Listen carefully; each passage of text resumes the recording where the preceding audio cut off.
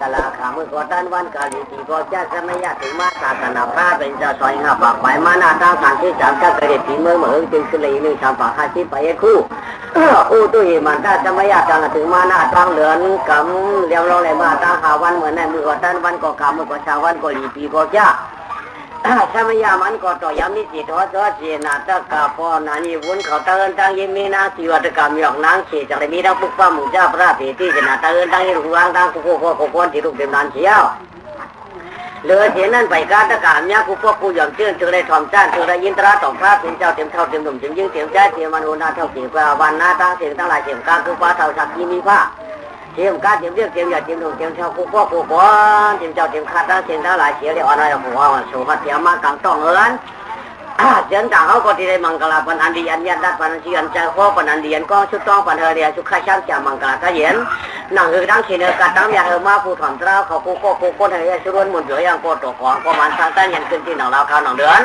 เขาก็มือหนังชุบหนังก้าวเขาเลยมือหนังก้าวทั้งพระเป็นเจ้าเขาผู้ชั้นยาตาเองสนาปนันดาจิโกก็ยินยินนั่นชุกก็ช่างจามังกรวันนี้กับวันตามือหนอดเพชรดันเพชรกว้างอย่างกว้าง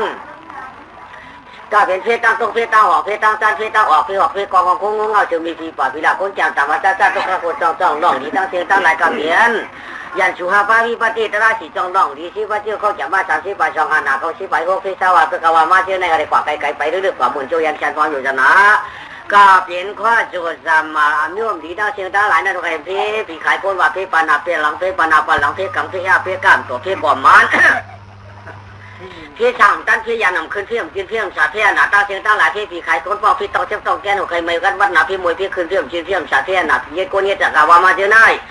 อะไรกว่ามือจูยันชันความอยู่จะหนักก็เป็นพี่ให้พี่แก้วพี่หมักมือเจียนยังความหยกหมดทำหมักคู่หมักความหยกจอมตราเจริญพอกว่ามือจูยันชันความอยู่จะหนักก็เป็นพี่อยู่แต่เตี้ยพี่ยับเติร์ตองพี่อยู่เนื้อน้องพี่อยู่เนื้อหน้าพี่อยู่จอมปากพี่อยู่เนื้อหอยพี่อยู่เนื้อร้อยพี่ฝืนควายพี่ฝืนยองพี่อะไรลองพี่อะไรจ่าพี่ปากพี่หลักพี่ลายพี่ควายพี่บูพี่ยุ่มพี่ฟ้าพี่มีพี่มีแย่พี่เชียนพี่หนามเพียการเพียถอยพื้นเพียอันปืนหลอมไว้วันขึ้นเพื่อนอะไรก็เลยพอหลัดช้างกว้าง40,000ช่วยยันแชนความอยู่จันหนักกับเป็นเพียกาเพียมาเพียกาเพียดอกเพียผีปอกคนทุกเพียปืนมาอุบเหนือห้องมีตราตั้งเสียงตั้งหลายนั่นก็หลัดช้างกว้าง40,000ช่วยยันแชนความอยู่จันในกว่าอันตามเมื่อนะก็เราพอเสียบางเงินเราพอเสียบใบยิ่งเลยพอว่าจ้าเราพอเสียมาว่านางกาลูชันตาได้มาถอนพระเป็นเจ้าในอะไรดอกช้างกว้างสีชาป้าพยาชาป้าโลกาชาป้าอุตวาวินาสันตุชัมยาตั้งการตาวามาเจเนเด็กกว่าไกลไปดึงๆเหมือนช่วยห้ากันเหมือนช่วยยันแชนความอยู่จันเหี้ยวตั้งเดียวมือได้กินได้ยังได้กับวันตามือได้จิตทอดจอจินนะแต่กับคนนั้นยิ่งก็เดินได้ยังมีน้ำหยอกน้ำเขียนมีจีนะชัดตาตราผู้เชี่ยวชาญก็จะโยกยักษ์กูคนเชี่ยวก็คือวัตการนั้นได้มาต่อมายินมาบ้านหมัดมาต่อมาฟังอ่อนกันเลยมาจีบคนจำหน้าเลยมาเผียวอดเนื้อกลางต่อเฮินเชิญจากของยังตัวหนังจากในวัยกู้ชูวัยกู้เลยมีจีนะชัดถามมงโจมได้ถ่อมเชี่ยวตอนในกับวันตามือไหนยังก็ตัวของกองชักข้าจังกองยาดับจังก็ได้อะไรก็ดีเชียวนะต้อยชีเก่าถักเราก็มันเข้ามันถูนเอามันคุยมันงามันป้าถูดินตั้งกินตั้งอย่างเห็นหน้าฉันตั้งก็อย่าย่อมหมักฟุ้งมันกดจอยอ่อนช็อตเต็มลำเงินมีข้าวมาเต็มกาเต็มวิมือแก้วคนมือแก้วยากล้าถึงใครมันเขาก็อยู่ดีจีวันช่างแต่ยันคือจีหนังลาวคาหนังเดินบนหนังไทยมันอาลูพอหลูมันชุดเจ้าญาติตาเจ้าออก2 เจ้าเมียชุดทองดีสอนต้อยชีเก่าหลูละต้อยตาเจ้าตาหน้าเขาชื่อย้อนเอาปากยำก้ามากวาดจะเป็นนักบุญชุดเราจะประกาศหยัดหนักคนเนี่ยเจ็ดป้าไหลมันนังเจมีมาน้ำหมดโจจ้าก็ถูกใครดีปีต่อปีเดินวันต่อวันอาลูพอหลูมันอายุเอาชื่อเอาสีเอาเด้อตั้งแต่ไม่ได้กล่าววันตามเมื่อนั้นหลูละต้อยตามันหนักขึ้นหน้าเช็ดตังชื่อเมงกาหลังชื่อมากกว่าจังชื่อว่าจีตังชุกันว่าจุดเอาดีนั่นจะมาจังตักชื่อหน้าเช็ดตังข้าหน้าเช็ดหน้าขันว่าจุกาเฟ่ปัจจุบันเป็นกุยนี่เป็นชีวิตเนี่ยกระดับปันแล้วก็มีเงินมีคำมีชีวิตคำเดียวอะไรเป็นสัตย์หลวงเจ้าดีก็สัตย์ดากาวันนั้นสัตย์หลวงฮาป้าจุเลยถอนตราเนี่ยชื่อมาพระสามีจุมีราพังป่ามันชื่อว่าจิตตามกาเสบังกาเสมันชื่อว่าย้อนเอาเสียวเด้ชุกันโนอันนั้นชุกันช้ำฉันนั้นมังกรก็ยินหนังกันวันตาเมื่อหน้าหลวงต้องตาหันตัวจอดถึงกูก็น้องว่ามันเสียจังหวัดถึงมันที่มอจ้าพยากาศจัดเจนั่นอะไรบุบเลยมังตราผู้ตรานี่ปั่นช่างฉัดเทียขันเพราะจะการเลยตาเจ้าตาหน้าโซ่ถอนยินเราเขาสตาเนี่ยผู้ก็ควรนี่ปั่นหน้าพิเชียวดูชะกรรมเลยตาน้อว่าดออัลลาฮ์ดอสัมมา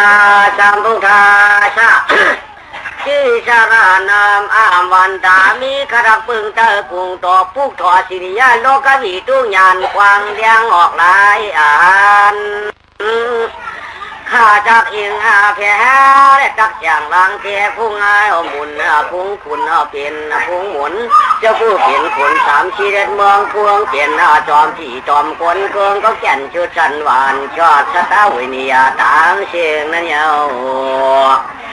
โลกาวีดำโลกาวีดูขัดหัวอยู่ช่องก่อนลามเราเอา เยาเป่ากัดได้เย็นเอามือเยากินกระตอยอชูก็ยอดจิ้งขันพระก้าวข้าตากันจอพวกข้าจริงเดียวโลกาวิตุยันอพวกทอลำข้าขามรอดซึ่งความที่ดีปีเปียยอมเข้าขึ้นผ่าทั้งนาไล่จีหน้าพระกว่าต่างทอนรอดออกคือบอกเองห้าพาเจน้ำกลมน้ำเข้าขึ้นผ่านมาทองเนี่ยยามอันเป็นจิตเป็นหน้าจอมพี่จอมคนนายกองชัดหน้าเกืองสั่งหาเหงียวเป็นเถียวเวียงวานการจูผู้ทูเสียงละมุนเฮิงก็จะตั้งแก่นบ่หมุนมากลมเฮ้ยก็มากลมนอกขวากลมความหนูผู้ดูอ้วนนั่นยาวยามาเดี๋ยวข้าก็ชิบะเที่ยวไปเมื่อไรคือเถียงยองเถียงหน้าผู้ย่อยลอยมือเข่าเหมือนปานใช้ปานที่ไม่ได้จำเอาพอเฉยยองก็โผปานหอมที่ดวงข้าตักย้อนกันต่อพระเป็นเจ้ามือเดี๋ยวในหนาวายอชงยิ้มเจ้าติ่นข้ามความโตดำเยาวรอเจนายไปกาและคือป้าตะละวงเจียนาเจ้าเมาว่าเจ้าเมาเท่าอะไรถ้าทำมาวงเจียนเจ้ากำปมุนดีนายตะลางเอาแฉอย่าเนียงล้อพอปันเพียนควนเดียงอ่อนเอาเพียช่างควนชัดดาราเวียงจอมนี่ปันออกตังขี่ผู้ใหม่ออกตังขี่ออกเลยยานใดนั่นเยาจองว่าตะลาเนี่ยขี่ก็มาควรก็ย่อยเอาตังชุบปาผู้ทอตังชุบตังสิงผู้ทอทำปุ๊บทอหัวทำมอก็ฉันแจงเสียเมื่อชวนดิกเอียเยอะข้าก็จังได้กันตัวเราวงเขียนเจ้าหน้าไว้เปิดกว้างคมจูย้อนปืนเหมือนยังเฉลียมกว้างมือลือเจนาและข้าตากันตัวเชิงข้าพายอดเจ้าพลายบ้าเจ้าผู้ยานาชียิงไปชนช้ำขึ้นมาตีตัดนั่นเยาจูที่บ้านนอปกว่าต่อตาวกาจังคอกาตาเคียยอก็หลายตัวหลายป้าชาวกาแจกจางชีวานอยู่มือขาช่องหาเย็ดนั่งดูหมอกช่องเย็ดนั่งขึ้นหลังต่างไว้จางในจุงวางความไว้ไหลป้าเพ่ขาจิวจริงเพิ่งไก่ก้าวลูเจียนายกันต่อพออีกงานเมียใช้จางตังช่องเขียนต่อดุดยันตั้งฝันช่างเรียมีมองขีดคล้องที่นอเลือในเมากาเนี่ยขณะกันร้อยเสียช้ำมาป้าเนี่ยปันฝันปอยเลี้ยงก็เลยจูบของธรรมะเทศนาเมื่อในวันในขณะกันนาต่อฟ้าเขียนเจ้าเสียช้อนเลี้ยงลูกก่อนเลือเสียนั้นใบกาคือป้าชุลาสติพายอดเจ้าปิญญาสิบช่องเนี่ยอย่ามาเดี๋ยวขาดดาวเฮ็ดฉีกไว้ทำคำอย่างเสียงเราพระอย่ามีมองถัดนาวัดจังดาวว่าที่มาก็มาเยี่ยวผ้าที่ช่องเนาะเยี่ยวทองยินกินหอมกระดอขัดยอชูก็ไม่มันทองแน่ชุลาสติยามเดี๋ยวในเกียนนาต่อจอมาตอกยอกข้าทำมาได้กันนาตมาถามมานุข้าเกียนเจ้าดีผู้เชิดทุนยาวเลิกด้วยสีทอดจอจีนาฬิกาพ่อนายี่หุ่นเดินดังยี่มีน้ำหยอกนางขี่จีนาสัตถาฟังปุจียี่โจมจอมกันจอมมจอมกันเก็บลูกเก็บหลานข้าเจ้าจูยายอนยินดินเสียงตะลาปังเก็บวันชื่อนำกลางยันให้ไทยถ่วมใครมาในนางสีทอดจอจีนาคุณนางยางก็เอาเขาเมากาพระฝึกเชี่ยมกาคือฟ้าน้องก่อนเมื่อวันด้วยกัดกันยาจีนากูชวนกันข้าเจ้าจูยาก็ตะย้อนยินนำความหวานมาถ่วมเมื่อไหร่พระก็จีนาสัทธาฟังปุจิมเจ้าเอาชมเลี้ยงยังเดือนมอนเนี่ยนาจำบอกเขาเป็นธรรมะจันนะธรรมะสวรรค์เขียนเจ้าอำเจ้าเอาชมย้อนเลยทางดีพระก็เจอใจจำนั้นละขอฟันกันดีกองมูชุมาเตรียมแล้วเนื้อเจอตองตราอยู่ย่ามมีจีได้กองธรรมะที่ชนะทอมจึงเอาผู้ป้องหันร้องมาเงาเราว่ามือก็ตันวันก็ดีตีโกงวันกว่ากวางยาฟองถึงทองท่อนบุยฟองลงมาเนาะเมื่ออันก็เห็นแกนี่ก็ชันแฉงสีคำวันปีมันยืนสีจ่าข้าวันเลือนกำตั้งนั้นเลือนจริงตั้งงานเนาะเนี่ยพวกคำก็ว่าห้าคำลองพวกคำก็ว่าลองห้าคำก็จะงำคุณก็มีชุดนะก็มีลักเต้นะว่ามันอย่าเปิดความมองยินดีนะมองตราปะเปิดทุ่มยาจ้าว่าทอมก็ทอมก่อนตั้งแต่ด่วนควันหน้าเท่าเจ้าข้าตะกายิงใจเขาเนาะก็เลยก็เจอจีนาสถาเสืองเหมือนดาวเลือนเฟืองชิบวันไปห้า อยก็จะว่าเจอช่วยจักว่า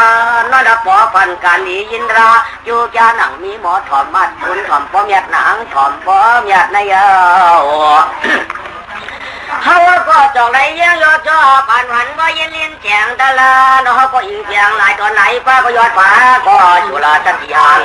เขาก็เข้าเป็นกึ่งเธองานเธอคุณจึกน้าวหลงเขาก็ย้อนเป็นกึ่งความยัดที่ในป่านเถอมันจอกำได้ออกเสียตู้ออกซื้อชาวบ้านอย่างกะลาบ่อยอย่างการน้ำหนาพ้นชิงที่หลายตาย่อมต้องหลีเขาก็ยิงยกจกวันชายแจงความทำคำอย่างแจงเรามาเปลี่ยนตัวปางไปทำหมอหมาเจอมาข้อแก่นชั้นขีเหมือชื่นเด่นอเขาจีวางยึดคือได้ทีเรียงกาธรรมธรรมโอ้โหปอนคนนั้นนั่งตองอยากฟังปอชันแจงขีเหมือที่ไม่อีกยาวไม่ทีเรียงก่อนปุ๊บนึงเด็ดหนาว่าไว้อากาศขันนาจองไปขึ้นนาใครธรรมะตานาธรรมะติจนาธรรมะเสวนาสอนหนุ่มสอนเจ้าสอนข้าอีเปิดจืนจังเมื่อมันยังเดินวันเรียงการในข้อการน้ำหนักก็ละอันก็อย่าหู้กูเรียกไปตรงเชียงไรถาก็เพื่อมันนำเย้าเขาถึงวางยึดกึศเจใจเสียงลาพอปั่นต่างคุณต่างนางพอเนี่ยต่างคุณต่างนาทางเต๋อเปิดมันแก่นต้องยำถ่อมมาทานนาทีไม่ดีจัดคานงานเงาสอนหนุ่มตั้งเท่าถามาเทศนาอย่างกว่าข้อกำยำหอยำย้อเที่ยวไว้กันในด้วยตามุนอยมุนอยสาธุสาธุถ่อมผู้พ่อถ่อมผู้ป้อนถ่อมเต็มเรียกถ่อมเต็มใหญ่ถ่อมเต็มหนุ่มถ่อมเต็มเท่าถ่อมเต็มเจ้าถ่อมเต็มข้าถ่อมผู้ฟ้าถ่อมผู้ฝ่ายไหวหูไหวเจ้าถ่อมแช่ม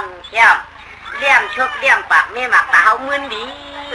ผิวสีหนาวเข้มเสียได้ถอนสามยอมสียุ่มก้นหนุ่มก้นหลูเอาก้นชาวพอหลูมยัน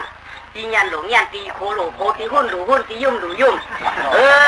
เวลาก่อนกันปักมาถอนตรายเอาลูคำได้อ่อนกันถอนดีอ่อนกันถอนจังฟังหมดก้อยกับใครขี้อย่าอุดใครตัวอย่าเยินเนาะ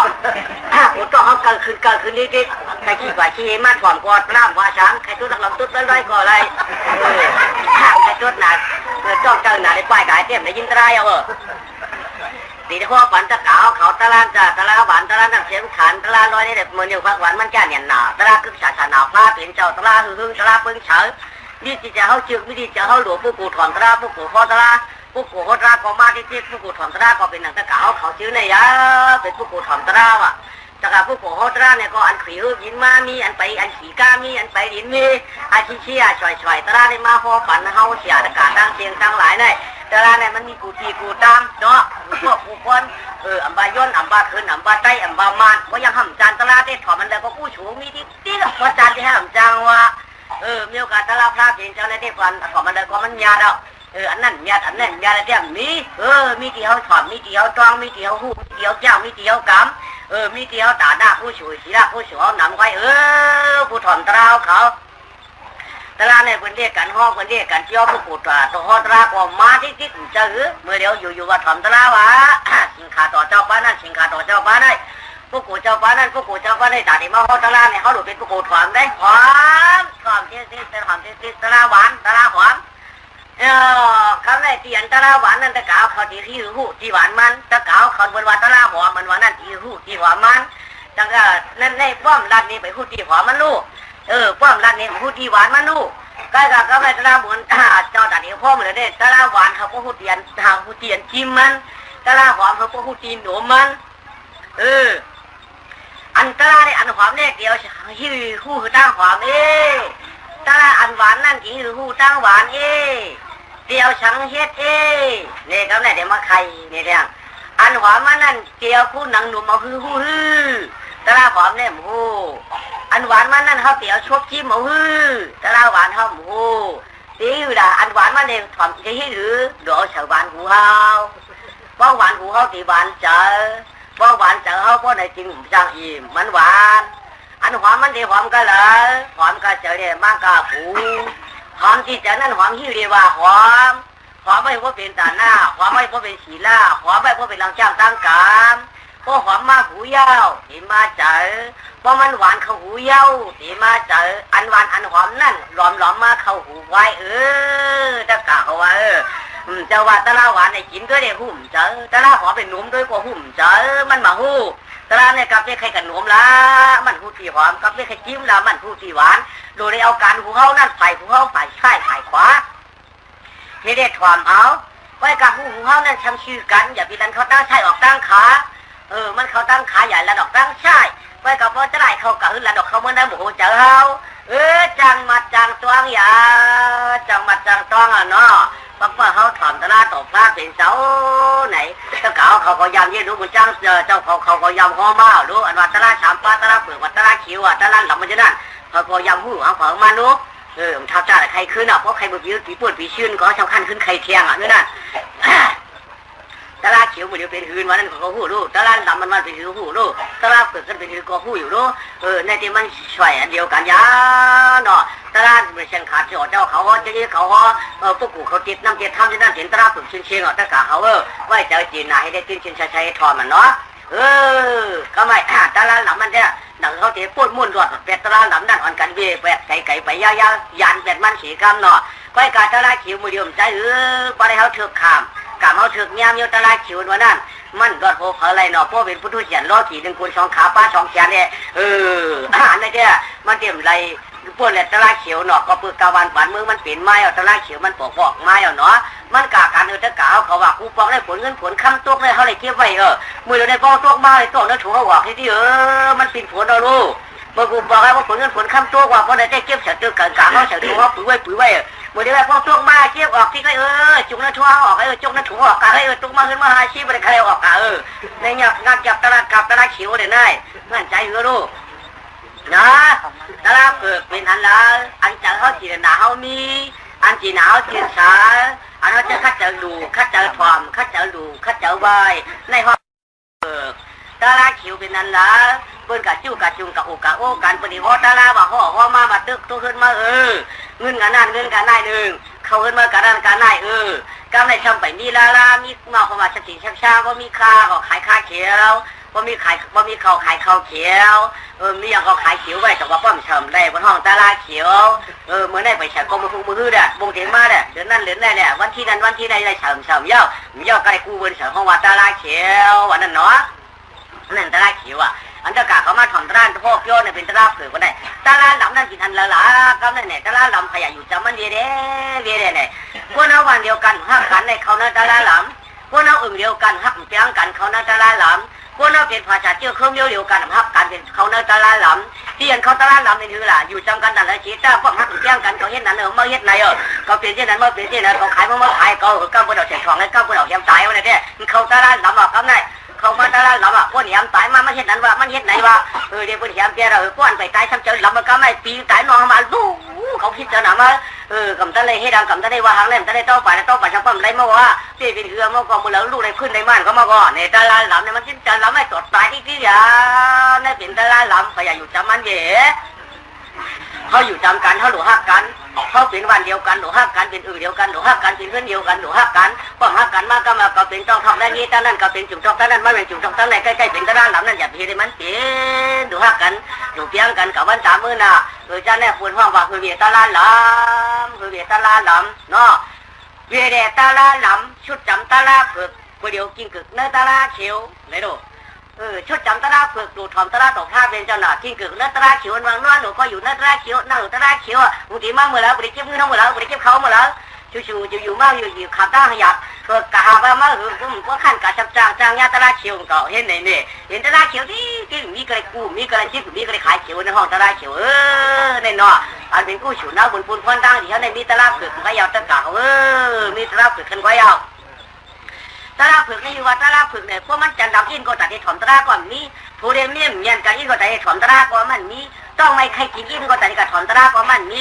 หูใครกัดวัดหนาวหาวมวยมือขึ้นชามากก็ตัดให้ถอนตะลาก่อนมีเมียมั่วอยากกินนักหนาป้าปันก็ตัดให้ถอนตะลาก่อนมันมีกินเจ็บหันอินก็ตัดให้ถอนตะลาก่อนมันมีจองผมติวจ้องแก่อินหนึ่งก็ตัดให้ถอนตะลามันมีจองว่าประมาณมีอย่างอีเดียวกันเลยโยกะอนาก่อนมีอันถูกมีคำความมองชาวเขาก็เลยกินเยอะใหญ่ผู้เรียนมีก็ถึงหักกันเฮ้จงว่า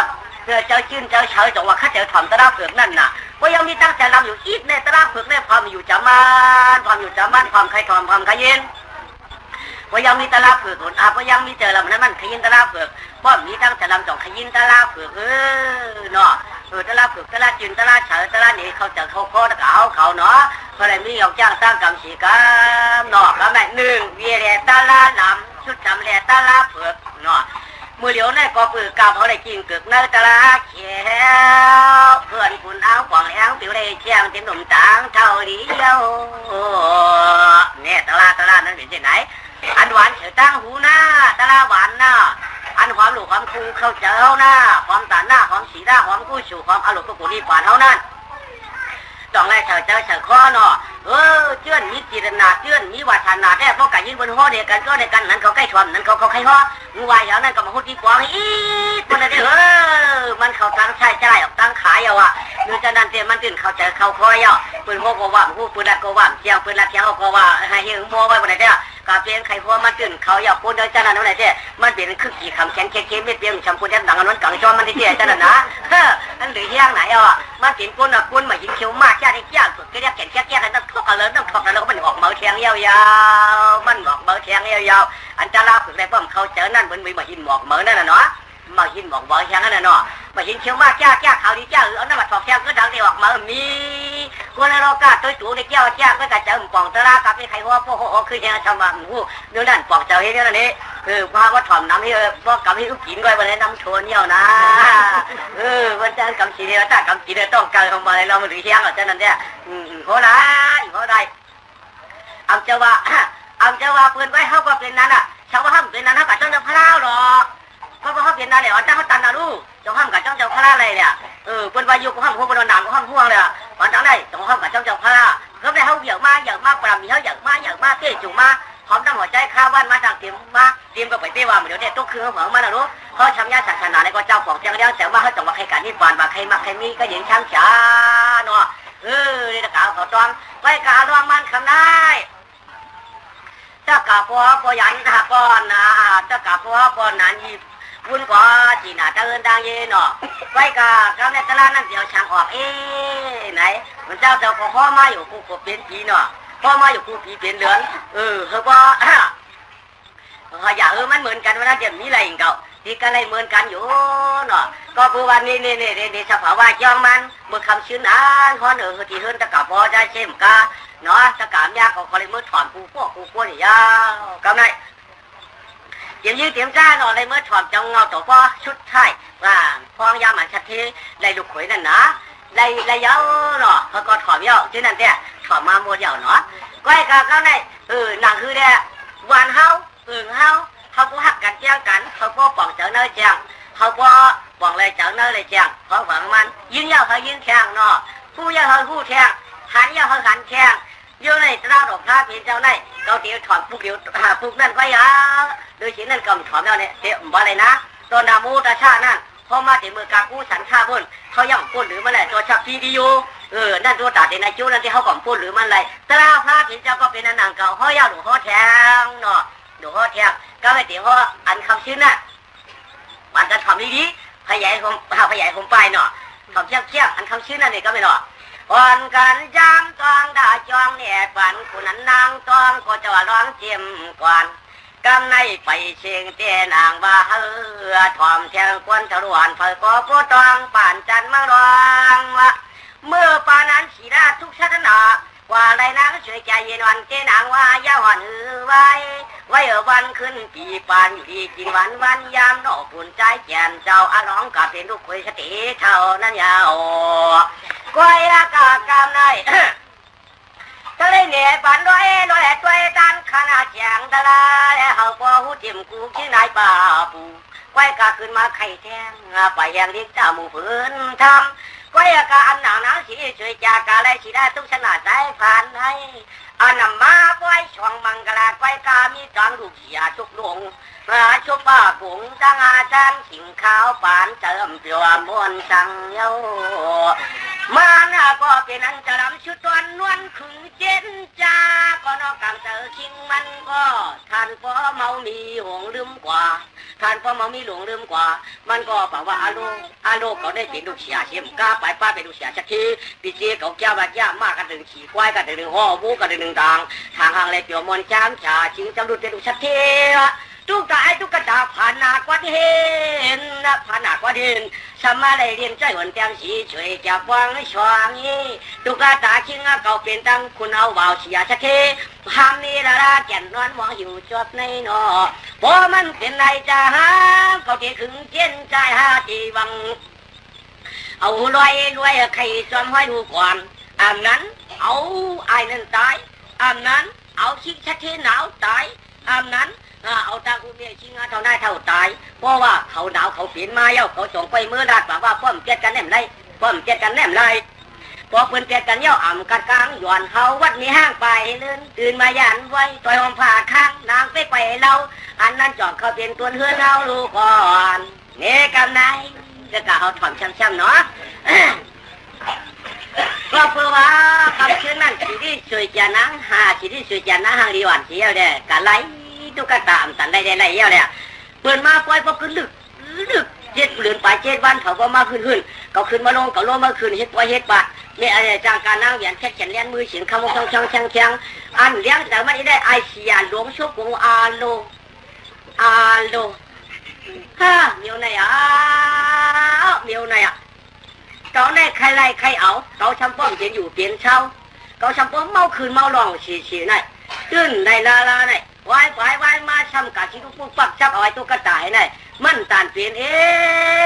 มันตานเปลี่ยนเห็นเย็นเปลี่ยนเสือ12 ฉอกในทุ่งจามไปออกหางกระเหลือมาแทงทุ่งจามเจอลากว่าไอ้ตุ๊กตาผ่านเป็นนั่นทำไมการชัดเจนน่ะแต่ได้กินได้ว่ามันมีก็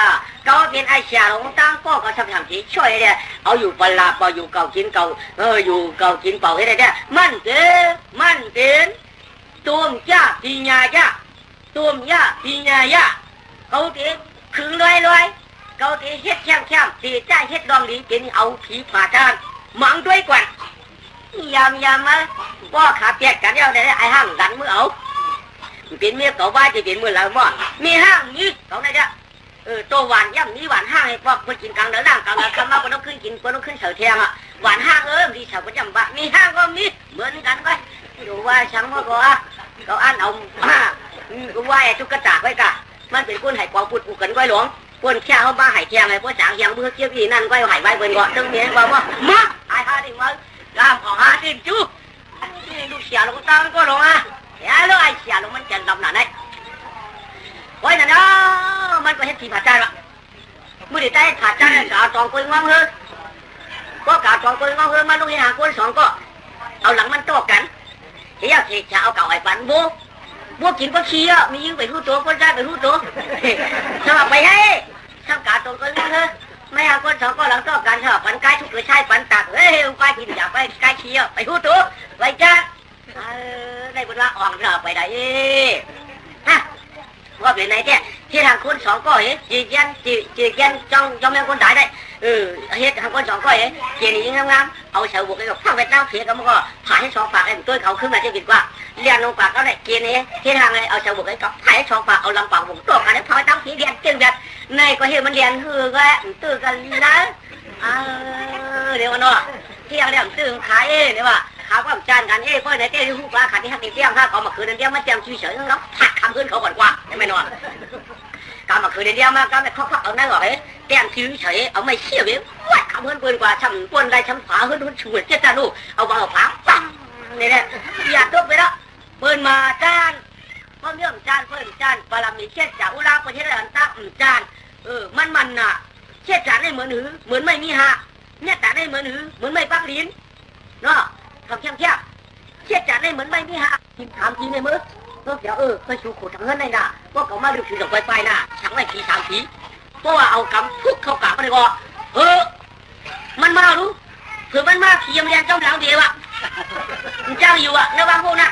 กลุ่มเป็นกว้างเป็นยาวเป็นหอกเป็นดับเป็นมาเห่าเป็นปู่เป็นบังไอ้ก้อยเป็นพวกเป็นโป๊กเป็นคุกเป็นเหี้ยไอ้ก้อยวะอยู่ไรวะพอมันมาขี่ยำแดงบ้านจ้อนมันไหนไม่วะเมื่อยังก็เดี๋ยวพวกมันขึ้นโจ้ใช่กากาวางแล้วเจ้าขี่กากูขึ้นขี่ก็กามาที่มาเจ้ามันเห็นว่ากาเจ้ามันเห็นเตรียมกามามันเลี้ยงน่ะชามาก็ได้ขี่บุกกันว่า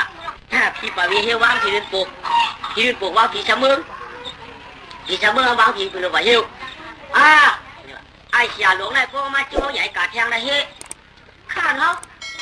กายขึ้นมาข้านอ่ะเจ้าเขากัด